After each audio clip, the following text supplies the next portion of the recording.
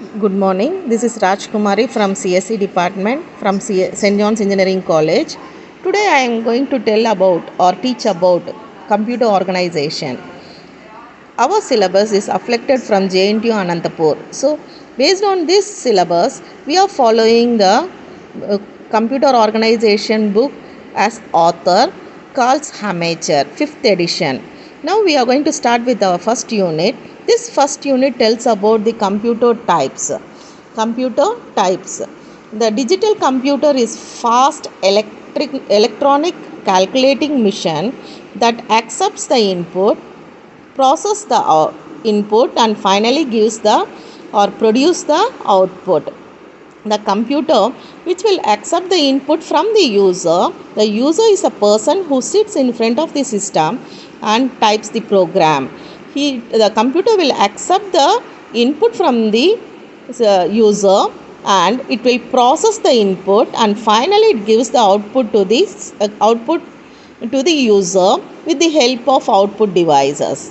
And next we are going to discuss about the computer program. Computer program is nothing but it's a list of instructions or set of instructions which is given by the user to the system, and these instructions are internally stored in the computer memory.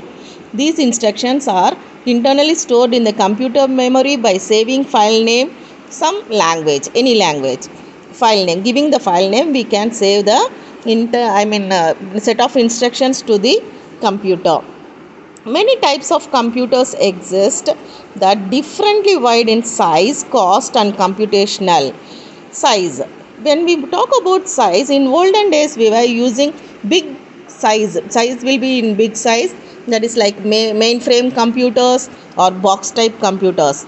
But now today the size has been reduced a lot and it came as like today we are using in the wristwatches. The computer came to the wristwatch size, and the cost depends upon the size, and the computational power also, computational speed or power depends upon the size of the computer.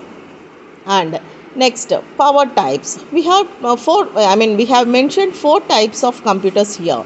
The first one is desktop computer, portable notebook computer, workstation, supercomputers. First we discuss about desktop. As the name implements, desktop. These computers can be placed on the desk, and these computers have processing and storage unit, visual display and audio output units, and the keyboard that are all located easily at home or office desk. This desktop computer contains all these parts or all these units for processing a data, storing a data, displaying or seeing a data, hearing the audio of the output units. With the help of keyboard and mouse we can work on it, and we can locate easily on a home on the desktop. Next one is portable computer, portable notebook computer. These computers are compact version. Nowadays this portable computer is called as laptop or tablet. These computers are the compact version of the personal computer with all these components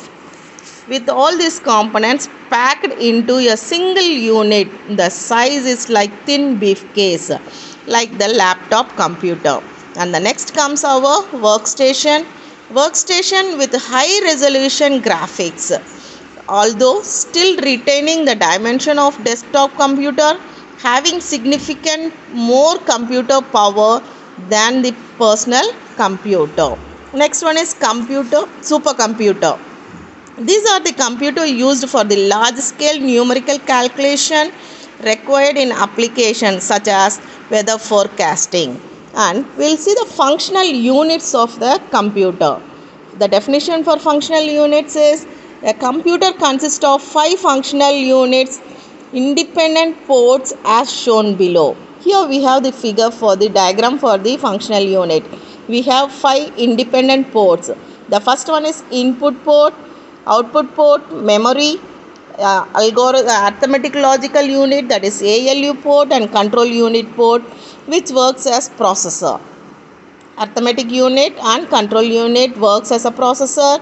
Input port and output works as an IO unit, where all the input devices and output devices are connected to the system.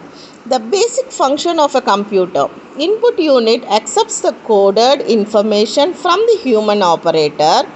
The information received is either stored in the computer memory or later referenced immediately used by the arithmetic and logical operation performed, and finally the results are sent back to the